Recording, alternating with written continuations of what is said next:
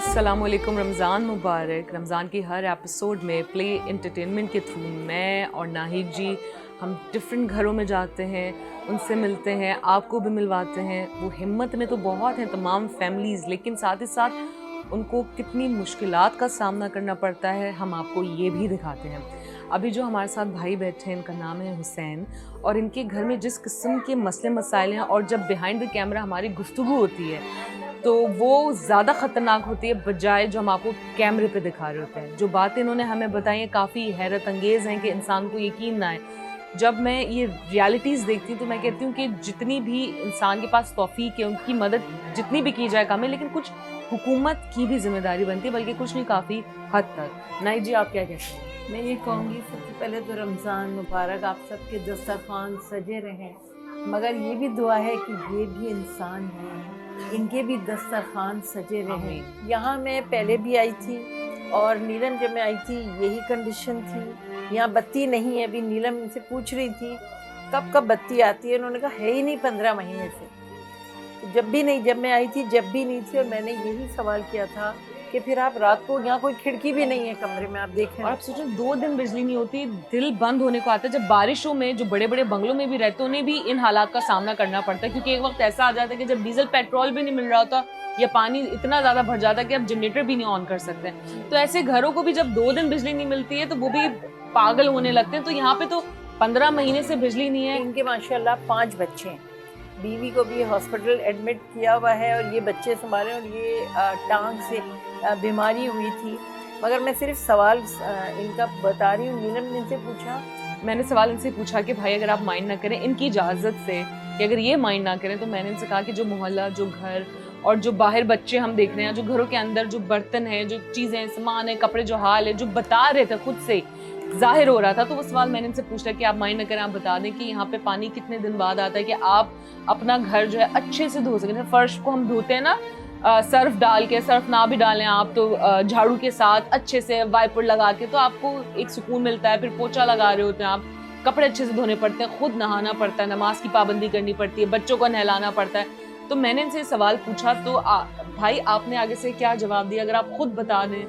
Madam इधर तो पहले बात तो आते ही नहीं है पानी बिजली तो इनका तो कोई पर इधर है ही नहीं है। दूसरा बात ये है कि जो गरीब बंदे हैं, जिसके पास लाइट नहीं है, जिसके पास पैसे नहीं है, वो ऐसे गुजारा करते हैं कि बस क्या बताएं। आप एक घंटा या 2 घंटा आप यहाँ बैठ के देखिए, आप खुद पता चल जाएगा आपको क्या हो रहा है इनके साथ, आप खुद बता सकते हैं। पता है किसी के घर में मजबूरी होती है, किसी का सपोज के किसी का ऑपरेशन हुआ है नाहिद जी, पानी एक ऐसी बेसिक ज़रूरत है कि इसके बगैर तो आप सोच भी नहीं सकते हैं कि जी आप रह लेंगे। तो अगर आपको बहुत इमरजेंसी में अगर ज़रूरत पड़ती है तो आप क्या करते हैं फिर पानी के लिए? पानी किसी पड़ोसियों से ले लेते हैं एक डब्बा, क्या करें। ये है ज़िंदगी। हम कौन सी ज़िंदगी की बात कर रहे हैं? प्लीज़ सोचें। ये सोचने का मुकाम है कि ऐसा भी होता है। जब ये पूछ रही थी सवाल नीलम, मैं ये सोची इनको तो याद भी नहीं है। उन्होंने कहा 15-20 दिन में नहाना, घर धोना तो बहुत दूर है। यहाँ बर्तन भी बिखरे पड़े, यही किचन है इनका और यही सब कुछ है। यहाँ मैं पहले भी इसी तरह आई हूँ और ये कबाड़िए की दुकान पे काम करते हैं, वो भी कभी मिल जाता है और कभी नहीं मिलता है। कभी वो लोग लेने आते तो मैडम मैं जा सकता हूँ, यहाँ तक का मैं उनके पास जा नहीं सकता हूँ। मेरे पास ना गाड़ी है ना कुछ है, लेने के लिए आवे तो फिर जाता हूँ, वरना पूरा दिन घर पे ही बैठा रहना पड़ता भूखा प्यासा। अभी जब मैं अस्पताल गया, वहाँ बोला कि भाई अभी खून की भी दोबारा ज़रूरत है, पैसे भी आपको चाहिए। फिर मैंने बोला देखता हूँ भाई, मैं जा रहा हूँ अभी किसी से, फिर देखता हूँ, मिले तो मिले, ना मिले तो फिर वापसी ले आऊँगा घर। आज 2 दिन से एडमिट हुए हैं। बीवी 2 दिन से हॉस्पिटल में एडमिट है, छोटा बच्चा वहीं है, उनके यहाँ बच्चा होने वाला है। अब उनको खून की ज़रूरत है। पहले चढ़ाई बोतल? जी अभी चढ़ा रहे हैं, 4 बजे फिर दूसरा बोतल। और अब सोचो छोटे बच्चे यहाँ हैं, छोटा बच्चा साथ गया है क्योंकि माँ के बगैर बाप जो है अपाहिज है। मतलब ये अल्फाज कहते हुए भी आदमी के दिल को होता है प्लीज़ आगे बढ़ें, प्लीज़ सिर्फ देखना नहीं है आपने टीवी पे। आपके इलाके का नाम क्या है इसका? अली अकबर शाह कोट। ठीक है, आपने यकीनन सही से सुन लिया होगा कि इनके इलाके का नाम क्या है। अगर आपको हमारे थ्रू यहाँ पे नहीं आना किसी तरह। नाहिद आपा भी आपके साथ काफ़ी सालों से एसोसिएट रही हैं, ऑडियंस की इनके साथ इतनी ज़्यादा बॉन्डिंग है, एक ट्रस्ट है।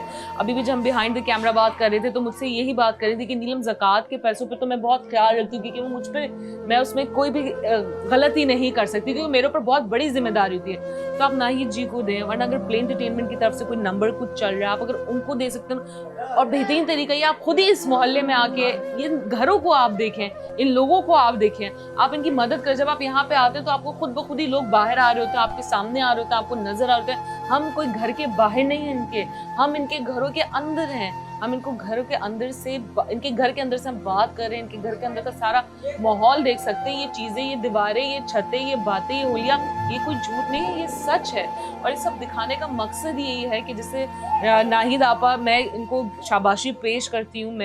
जब तक मैंने टीवी पे देखा था, मुझे कभी नहीं लगता था कि ये इतना मुश्किल है, लेकिन यहाँ पे आने के बाद मुझे पता चला कि इस शो के लिए भी कितनी हिम्मत चाहिए। बहुत बहुत शुक्रिया आप लोगों के देखने का, मगर देखने का मकसद है आगे बढ़ने का।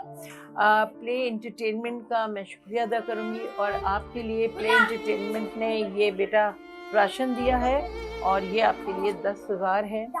आपकी दिल की दुआ आप जाके बेगम को देख सकते हो।